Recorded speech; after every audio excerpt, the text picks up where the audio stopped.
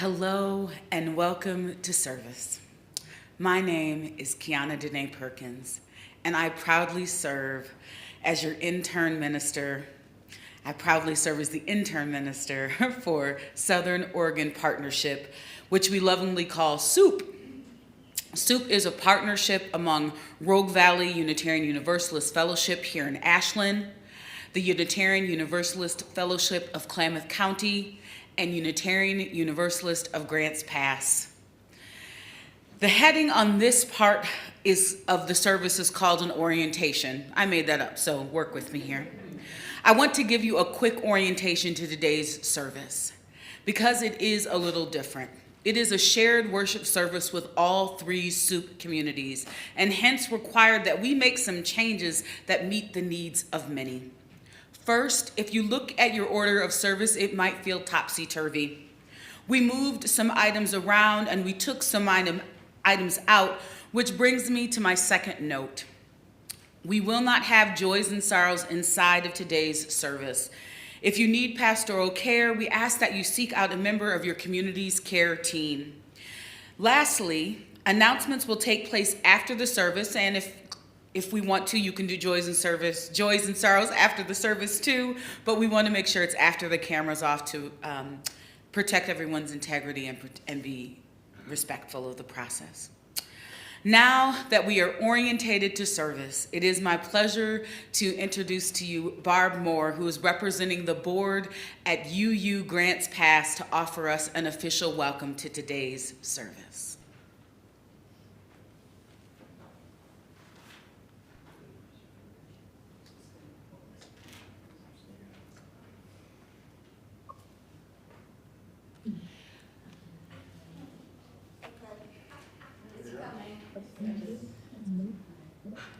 Good morning and welcome to this, our final weekend with Pastor QuianaDenae Perkins. I want to welcome you all. My name is Barbara Moore and I am on the board of one of our three congregations, the Unitarian Universalists of Grants Pass. Our three Southern Oregon congregations, Klamath Falls, Ashland, and Grants Pass, have spent 3 years now planning and being served by ministers in training, by student interns. And I know our congregation, and I think the other congregations are deeply grateful for the wisdom and time and experience and passion that QuianaDenae and Allison have given us. And we have been part of that process. Each of our congregations is different. Each of us have posed different styles and capabilities. And QuianaDenae has helped to lead us through the process of growing. Now, I also want to mention that today is Mother's Day, and we certainly want to welcome and celebrate and remember all of us in the room who are mothers, or our mothers who have passed, or our children who will soon be mothers, or will in the future be mothers. But mainly we're here today to celebrate QuianaDenae's time with us. She has given us leadership, insight, inspiring worship. She has pastored us in times of joy, in times of challenge, and in times of sorrow. Through moments of joy and challenge, we bid her farewell.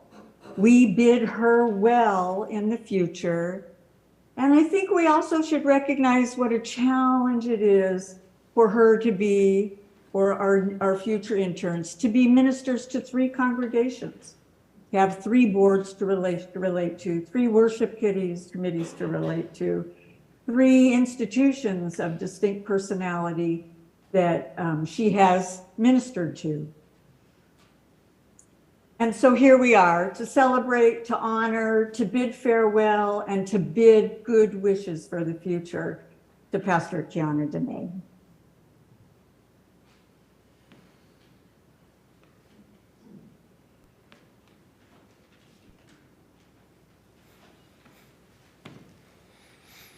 Good morning. Good morning.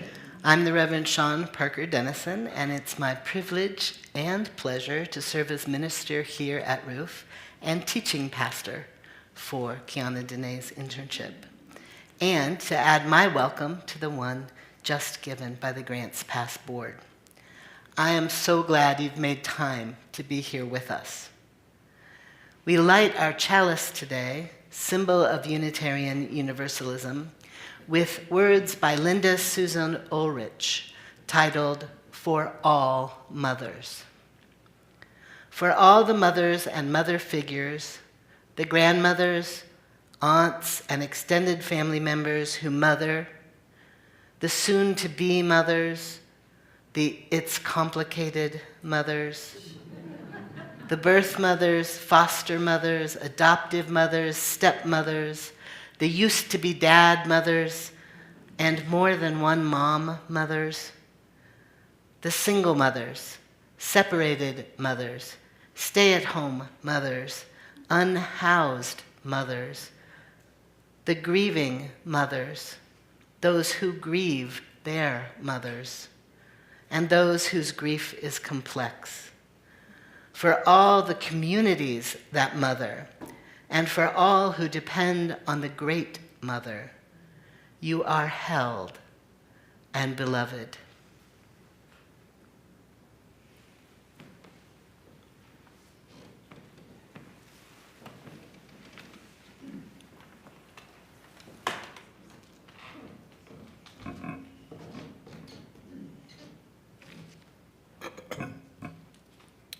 Good morning. Good morning. I didn't expect a good morning. Thank you, I appreciate that. Okay, so good morning. My name is Shanique S. Scott, and this is my daughter, Asante Scott.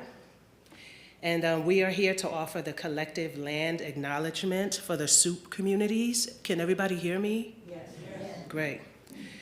We begin each service by acknowledging that our building, as well as the Grants Pass, are built on land that began as the home of the Cow Creek, Umpqua, Takelma, Shasta, and Latgawa people. While Klamath Falls is built on land of the Klamath, Modoc, and Yohushkin Paiute people. Hopefully I'm saying these words right. Am I saying these words okay? Good. We remind ourselves that Indigenous people are part of our communities and continue to experience the effects of colonization. We are committed to fighting for the worth and dignity of Indigenous people, both in our community and around the world.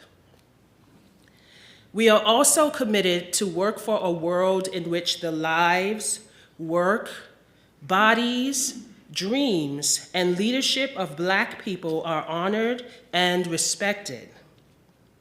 We do all of this by putting our words, values, and principles into action every day for justice and for the common good. These services are a part of that work. Welcome, and thank you for being with us.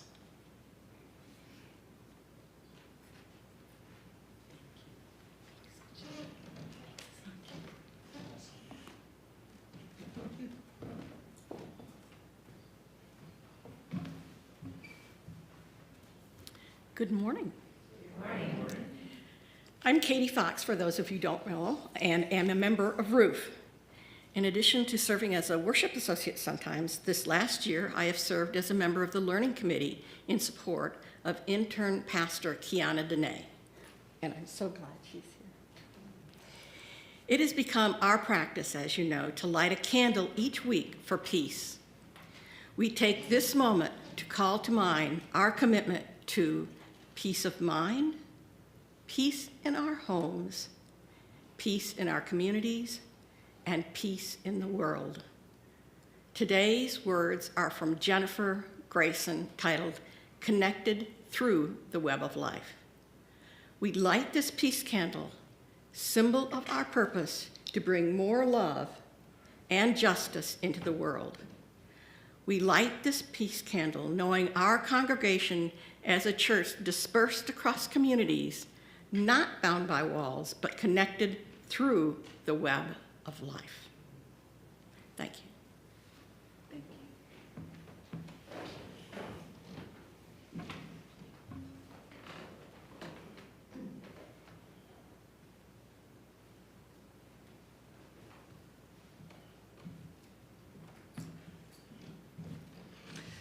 Good morning. My name is Marika Moyman, and I have served on QuianaDenae's intern committee here at RVUUF this past year, together with Katie Fox, and I'm honored to be here at this special service today.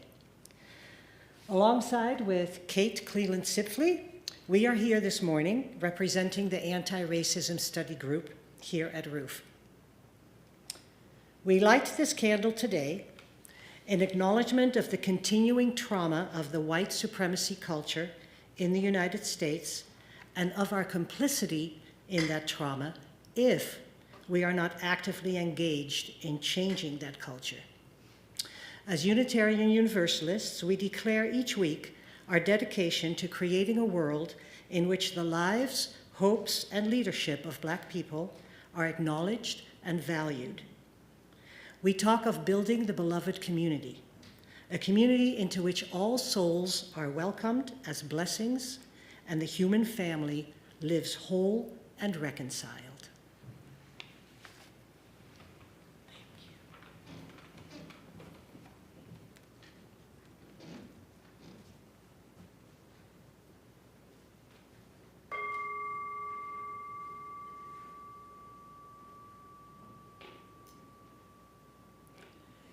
Peace, salam, shalom. Peace, salam, shalom. Peace, salam, shalom. Peace, salam, shalom.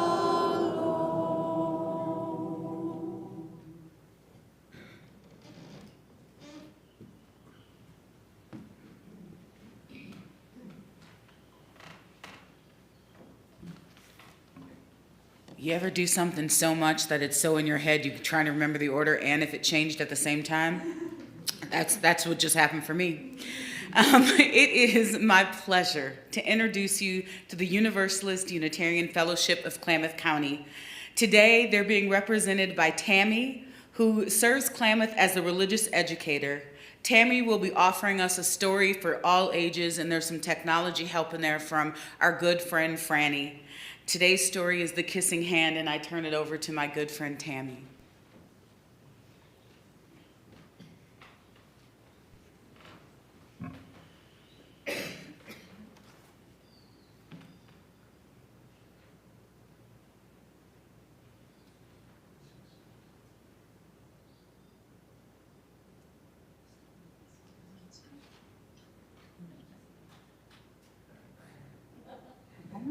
This book is called The Kissing Hand, and it's by Audrey Penn, and I have to say this is one of my favorite books. I love this book, really. And this is dedicated to all of our mothers in whatever form that may come. Here we go. Chester Raccoon stood at the edge of the forest and cried, "I don't want to go to school," he told his mother. "I want to stay home with you. I want to play with my friends and play with my toys and read my books and swing on my swing. Please, may I stay home with you?"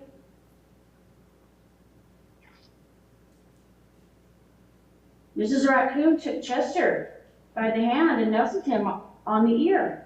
"Sometimes we all have to do things we don't want to do," she told him gently, "even if they seem strange and scary at first. But you will love school once you start."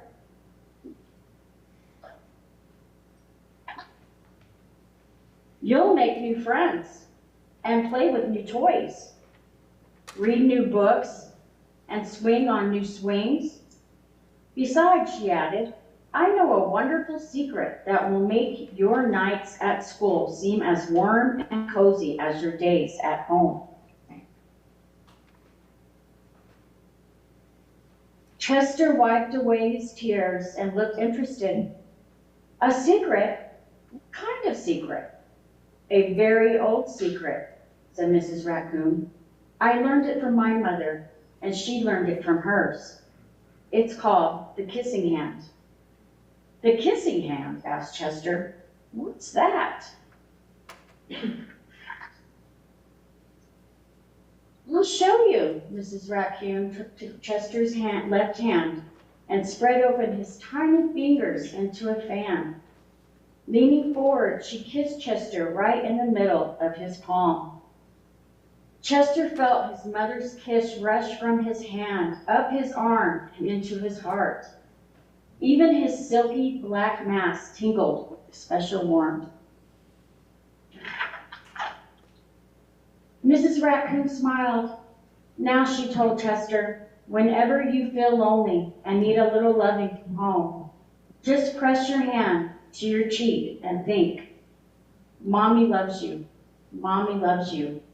And that very kiss will jump to your face and fill you with toasty, warm thoughts. She took Chester's hand and carefully wrapped his fingers around the kiss. Now, do be careful not to lose it, she teased him. But don't worry. When you open your hand and wash your food, I promise the kiss will stick.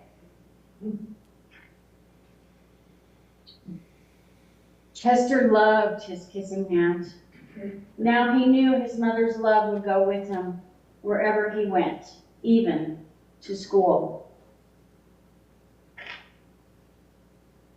That night, Chester stood in the front of his school and looked thoughtful. Suddenly he turned to his mother and grinned. Give me your hand, he told her.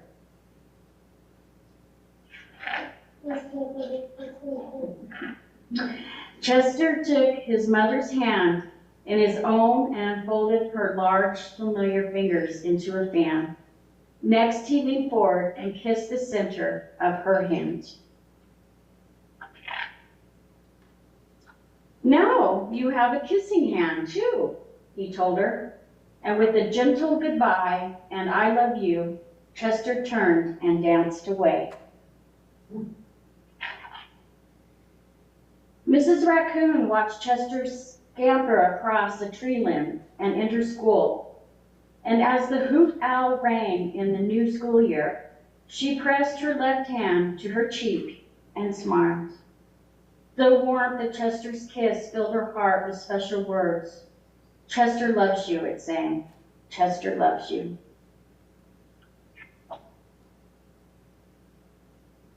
The end. And since I love you. That's all.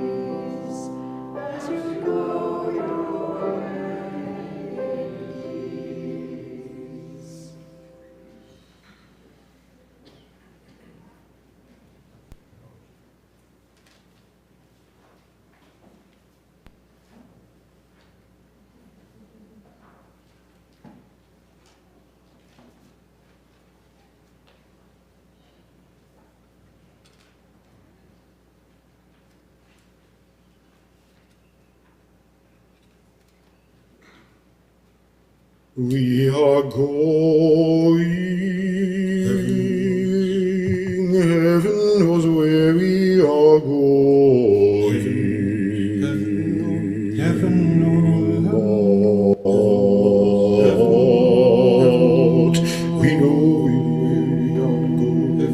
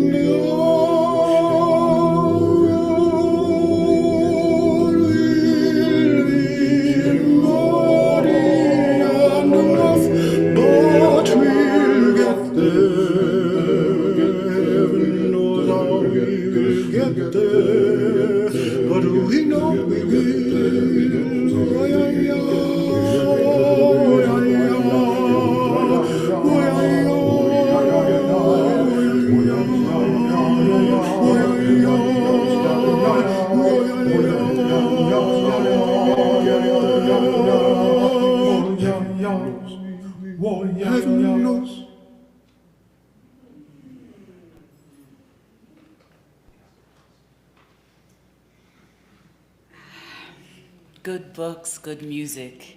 I know I'm with my Unitarian community.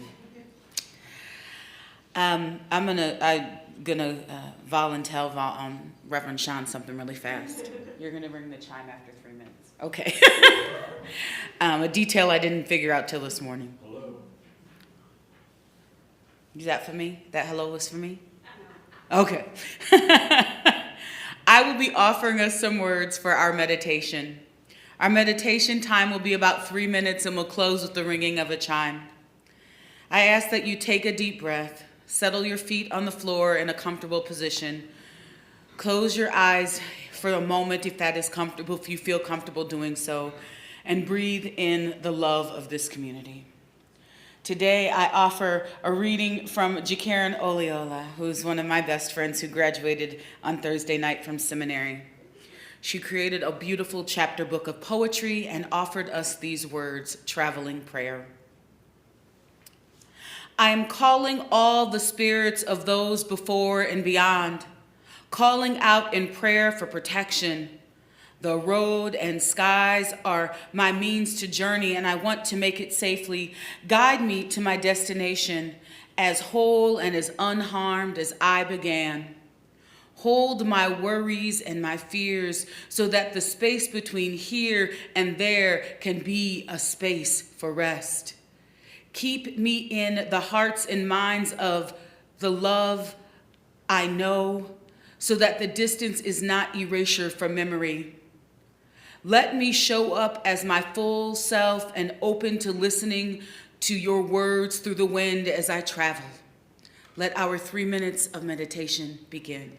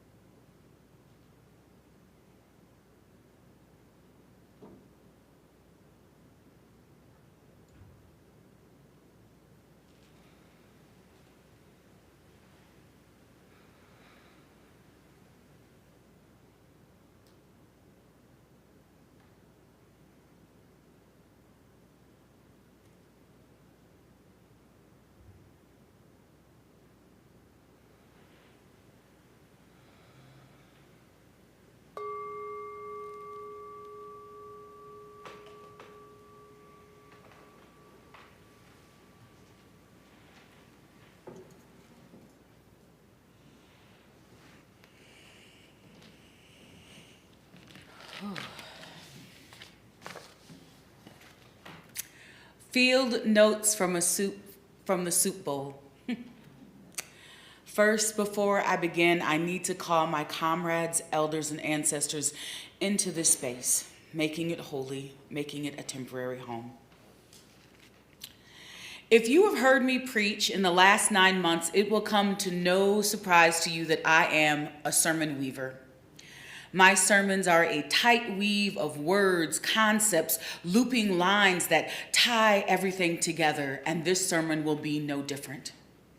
However, this time I want to make the subversive overt.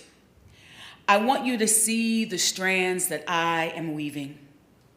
Today's binding threads are our time together, lessons learned, and the proposed changes to our denominational Article 2 bylaws.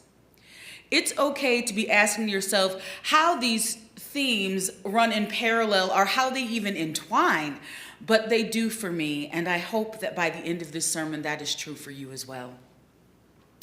Let me ground us in a communal understanding of Article 2. I need to start, though, with an apology.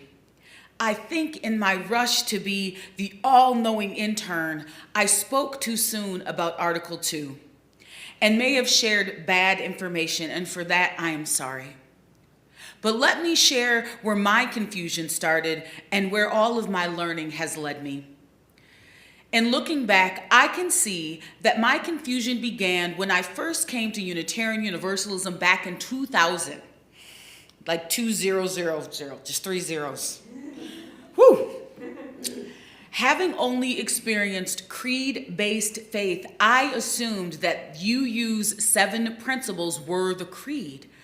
which translated in my mind to mean that in order to be a part of this faith, you needed to be living those principles in exactness with no variation or deviation, leaving no room for personal interpretation or style, leaving no room for regional or local realities, leaving no room for the changes of the world.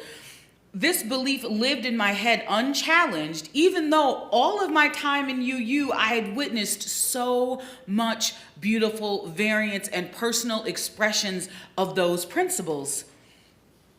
My time in seminary and my deep learning about Article 2 have helped me unpack the cognitive dissonance I was holding about our living faith, helped me find the edge of my personal faith, the edges of congregational connection and denominational association, and most importantly, where they converge into what I know to be Unitarian Universalism.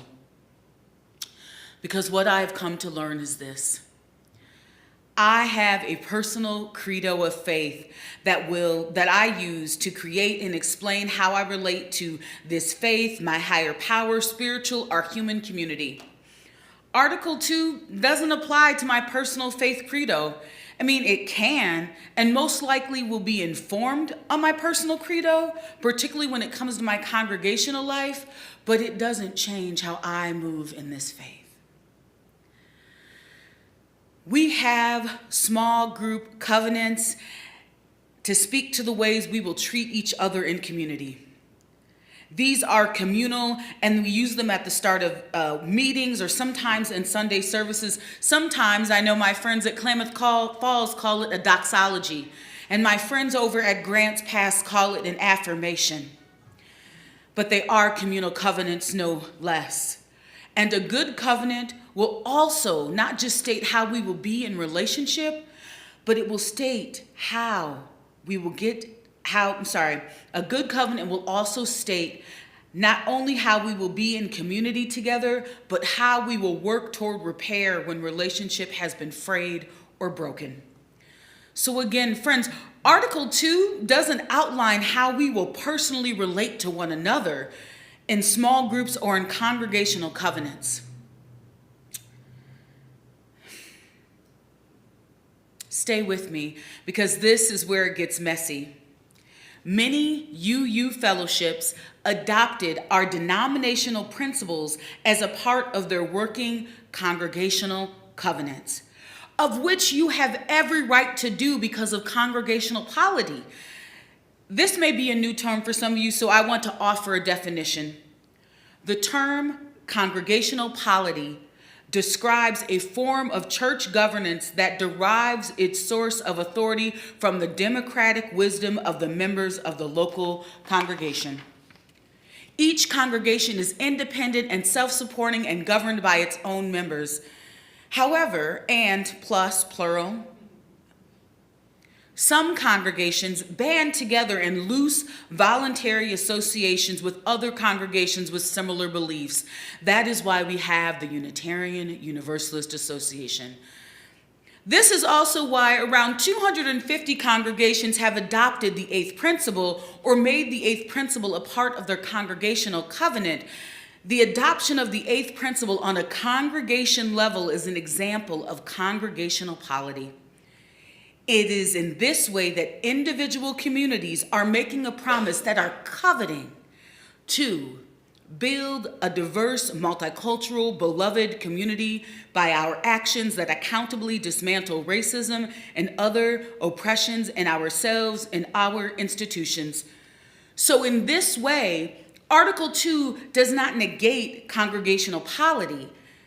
Each gathered community can still use the 7 or 8 principles as a form of congregational covenants in their community, because congregational covenants frame how we are going to treat each other inside of our buildings and how we are committed to representing Unitarian Universalism in the world. So the question you might be asking yourself is this: if Article 2 only informs my personal credo of faith, if Article 2 doesn't outline how I will personally relate to one another in small groups or congregational covenants, if Article 2 doesn't negate congregational polity, what is Article 2? Friends, Article 2 outlines how congregations will relate to each other. Article 2 addresses our association's connectivity and commitment. The mission of the Unitarian Universalist Association is to equip congregations for health and vitality, to support and train lay leaders and professionals, and to advance Unitarian Universalism in the world. To be more specific, Article 2 of the Unitarian Universalist Association bylaws, principles, and purposes is the foundation for all the work of the UUA and its members and congregants and covenanted communities. It is the covenant to which all congregations and covenant communities pledge themselves when they become members of the UUA.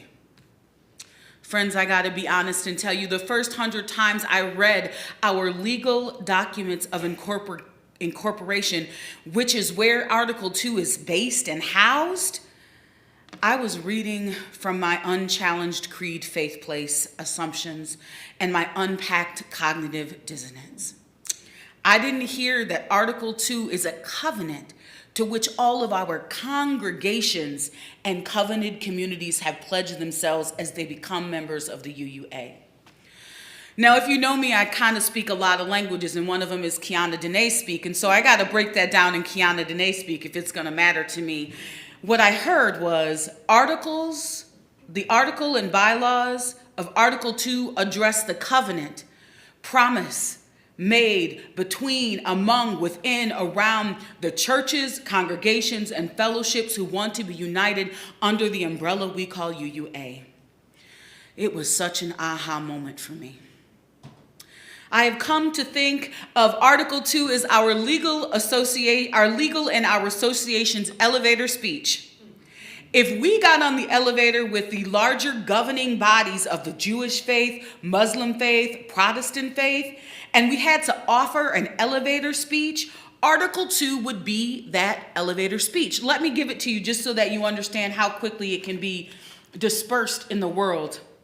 Unitarian Universalism is a covenantal faith whose values are independence, equity, justice, generosity, pluralism, and transformation, and we aspire to make love the center of all we do.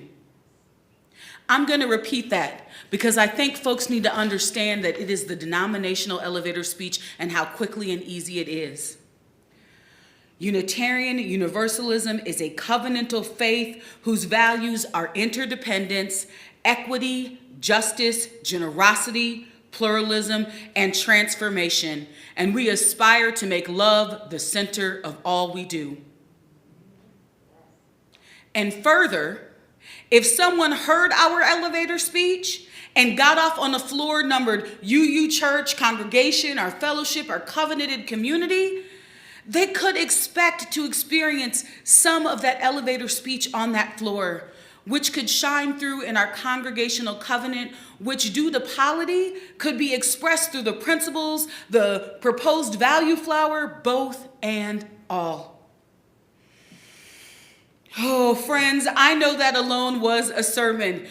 It is a lot to process, but I'm going to ask you to stay with me. This is the moment where I get to drink water. Because, friends, we are not done weaving. We have a second thread we need to pull through. Friends, I know, so here we go. We're going to weave in our second strand, which is lessons learned. I know that there is continuity of our values between, among, within, and around our personal faith, our congregational experience, and our institutional denomination because I've experienced all of them in my time as an intern at SOUUP. Friends, to begin with, your partnership alone is a demonstration of interdependence. You all honor the interdependent web of existence. You have created a covenant to cherish the earth and all of the beings by creating and nurturing relationships of care and respect. With humility and reverence, all three communities acknowledge their place in the great web, and we work to repair. You have worked to repair harm and damaged relationships. That's straight out of Article 2, just so that you know. Your partnership is a humble reminder that the collective work is key if we are to obtain collective liberation. You are living evidence that we can accomplish more together as a community than we could ever accomplish alone as individual in isolation or in isolation. At my time at the Unitarian Universalist Fellowship of Klamath County, I have seen the most beautiful examples of pluralism. Pluralism, learning from one another and our free and responsible search for truth and meaning, embracing our differences and commonalities with love, curiosity, and respect. That was Article 2 again. Klamath County currently shares its space with the local Quaker Meeting House. And in sharing that building, both communities have come to learn more about each other through their shared worships, their potlucks, and space negotiations. Personally, I am proud of the time that I have spent with Klamath. We have expanded the church membership and the equity stewardship, which by that I mean the contributions of labor to the community. And just a few weeks back, Klamath voted to adopt the 8th principle into their congregational covenant. They're 243. All right. My parting words for Klamath are simple. Continue to center what you know to be true. Continue to be a holy place where spirituality and social justice coexist and thrive.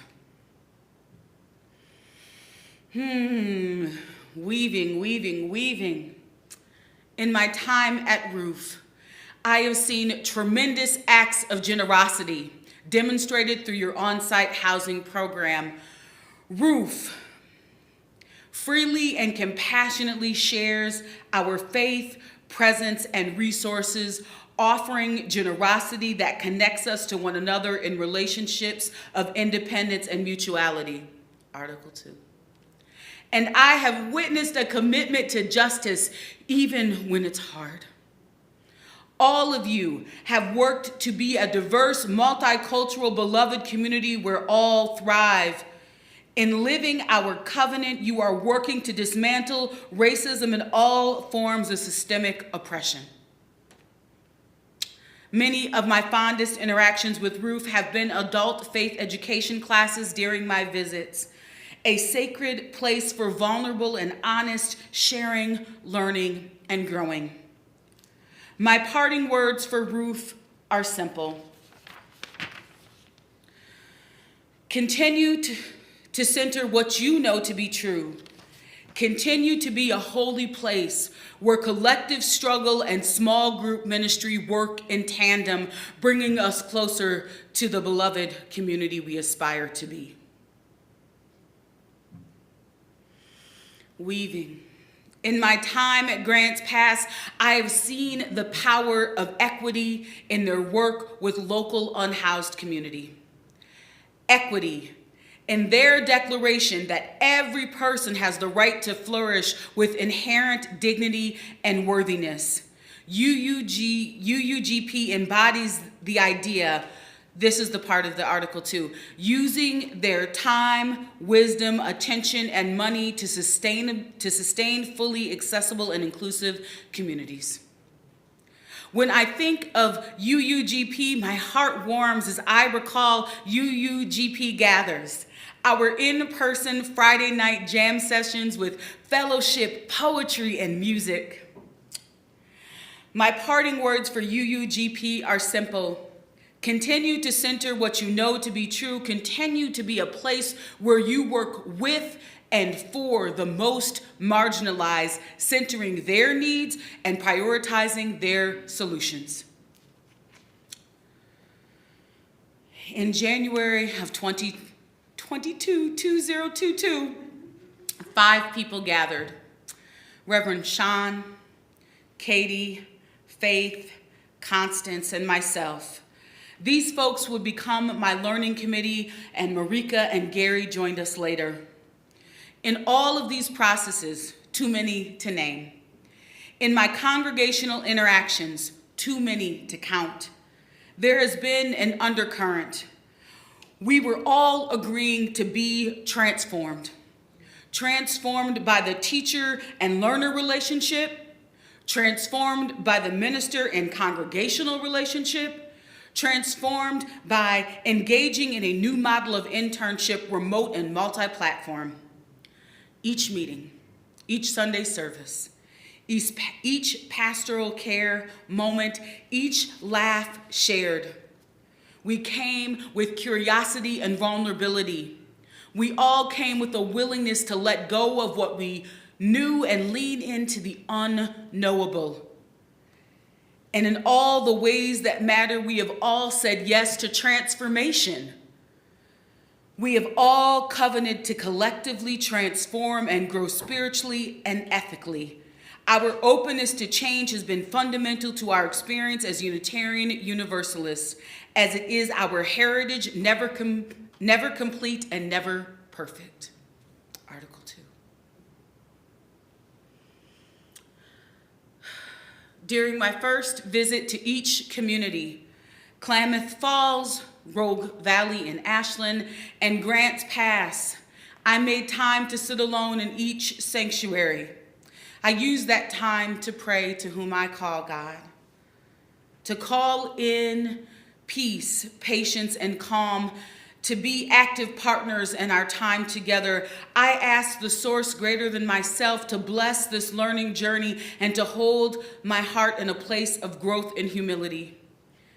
And in this way, I was inviting love to be at the center of our time together. And I am proud to say that love has been the guiding force over these last 9 months. We're coming to the close. The river is right up, the river bend is right there. It seems fitting that we end this part of our service today with the reformatted words of the Article 2 Commission charge, which was given by the 2017-2022 UUAA moderators. Those years might be a little off, but I know who I'm talking about. These are the same words I offer you in my leaving. I, QuianaDenae, your intern minister, believe that one core theological value shared widely among Unitarian Universalist is love. SOUUP's commitment to personal, institutional, and cultural change rooted in anti-oppression, anti-racism, and multiculturalism values and practices is love in action. SOUUP should be honest about their past, name what they are facing, their local and regional aspirations, and where they hope to be, not just for today, but looking out into the horizon. And my authority, as if I have it, as your parting intern minister, I charge the Southern Oregon UU Partnership communities to root its work in love as a principal guide in its work, attending particularly to the ways that we and our root traditions have understood and articulated love and how we have acted out of love. That is my charge for you. Personally, SOUUP, I have seen you grow so much over the last 9 months, and I hope that you have seen me grow too. I hope that we both continue to glow bright, continue to center curiosity and vulnerability, care and trust in all that we do. I pray with my whole spirit that we continue on paths that let love be the center. Ashe and amen, my friends. Ashe and amen.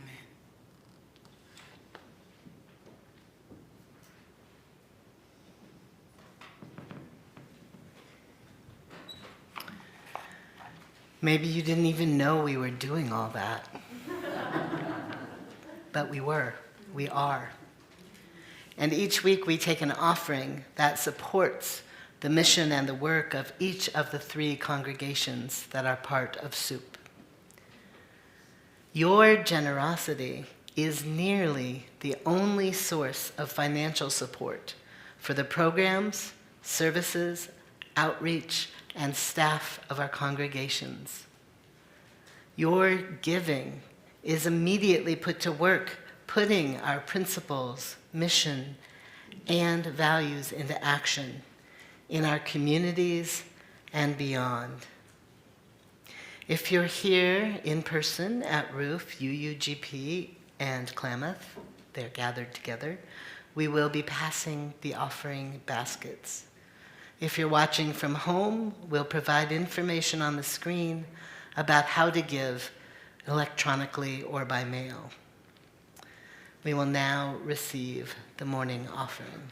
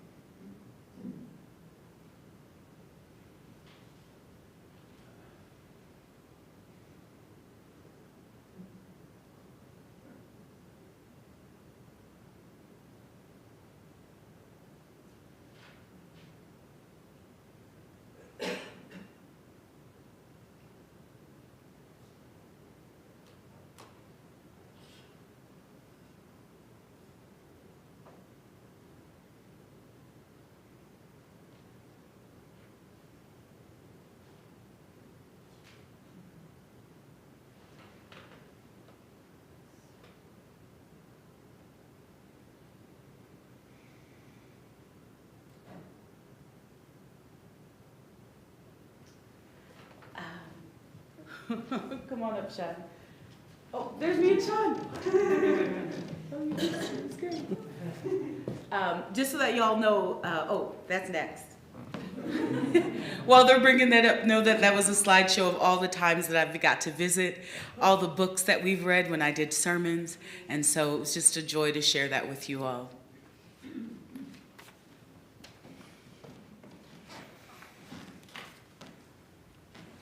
For these gifts and all the gifts you bring to these communities and into the world, thank you.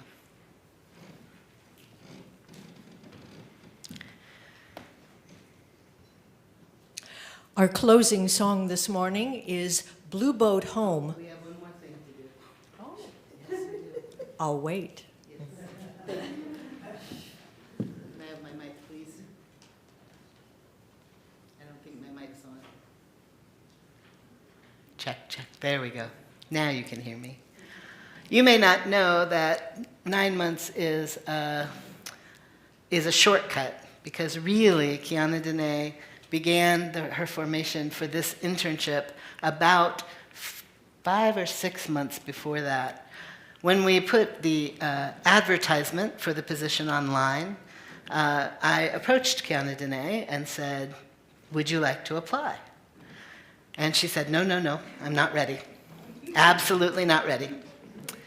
And so we moved on. We interviewed other candidates. And then a little bit later, QuianaDenae had talked to some others in her life who said, are you crazy? You're completely ready. And we were looking for more applicants, so I reached out again. And within 24 hours, QuianaDenae had gotten together all the things that we needed for the application and returned them, and we considered her as a candidate. And I will say that the committee that did the interviewing got right back to me and said, you know what? This is the first of the interviews in which we had fun.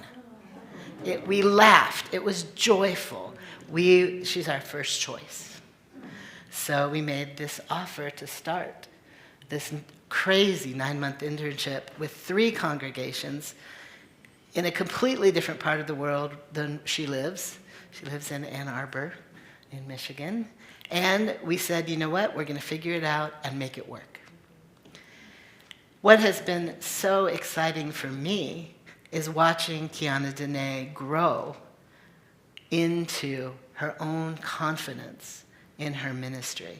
And I think you've seen it too, especially on Sunday mornings.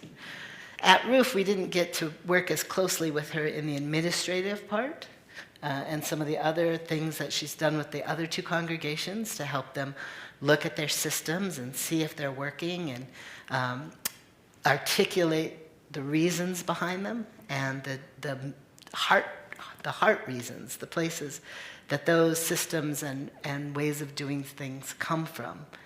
And she's left them each with a legacy to say, hey, we're going to continue to articulate who we are and why it matters.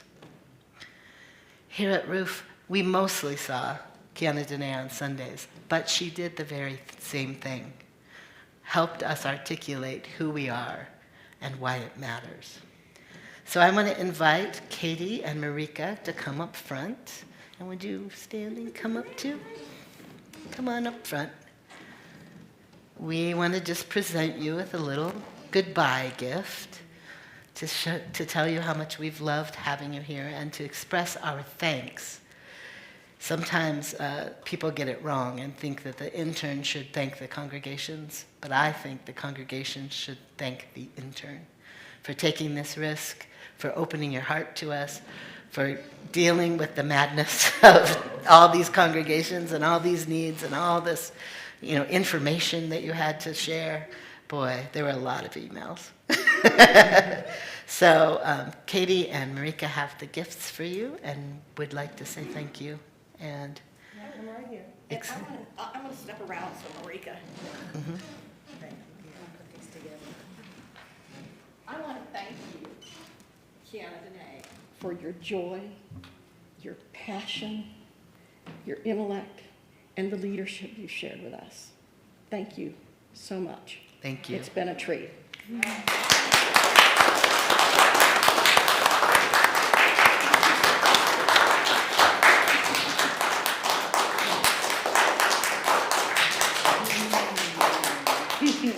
Back this, did you?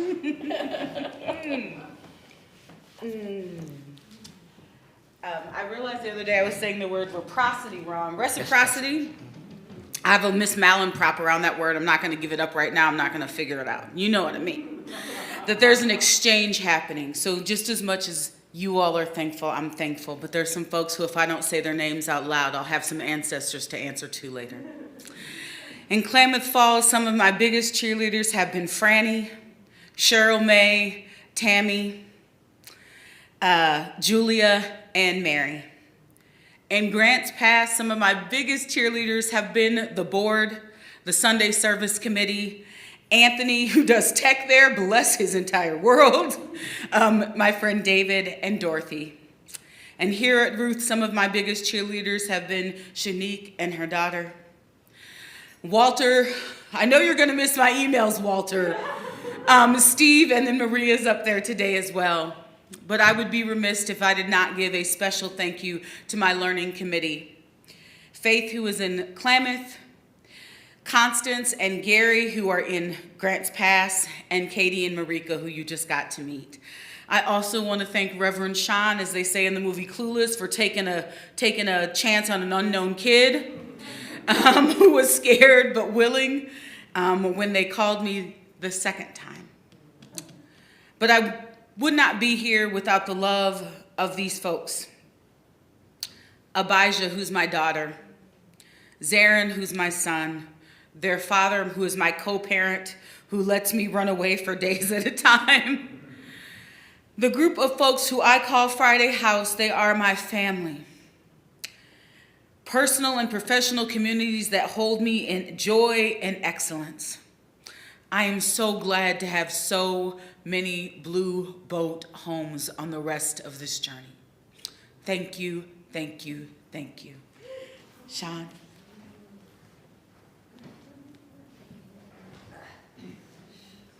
And now it is time to sing.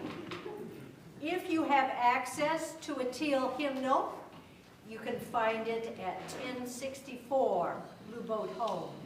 If you are watching online, I trust the lyrics will be on screen. And please rise in body or spirit as we sing together, Blue Boat Home.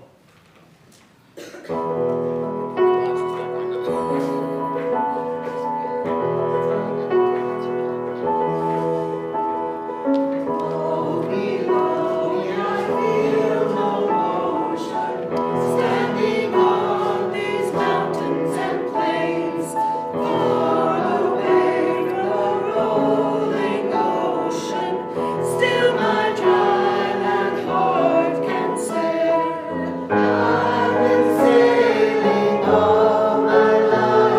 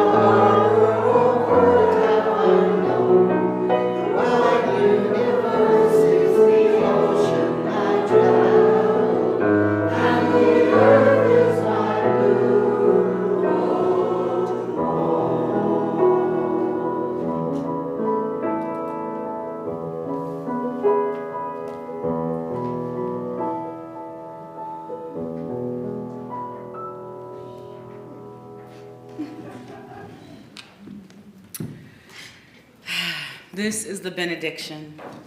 You are going to help put out the candles. That's what. I lit them. You get to unlight them. These words are from Undrowned by Alexis Pauline Gumbs, and they read as such. Out here in the ocean, mothering is an emergent strategy. Consider the white-bellied, short-snouted dolphin who travel in groups of 100, sometimes 1,000, which is lesson 1, roll deep. And welcome other species of dolphins and whales to swim and eat in communities, because lesson 2 is that we are better together. Though they swim across the entire planet, no scientist, or no one willing to tell a Western scientist, saw one alive until 1971. In fact, it seems that there was a coordinated movement to be recognized as there was first several sightings, all in 1971, which is lesson 3, friends. We can be seen on our own terms. The only requirements to be a part of this massive oceanic family are that we gotta be willing to dive deep, because they eat 1,000 feet below the surface. Lesson 4, do your depth work and flock, because they collectively change direction and move thousands of miles to stay with the ocean current, which is lesson 5, be ready to be transformed.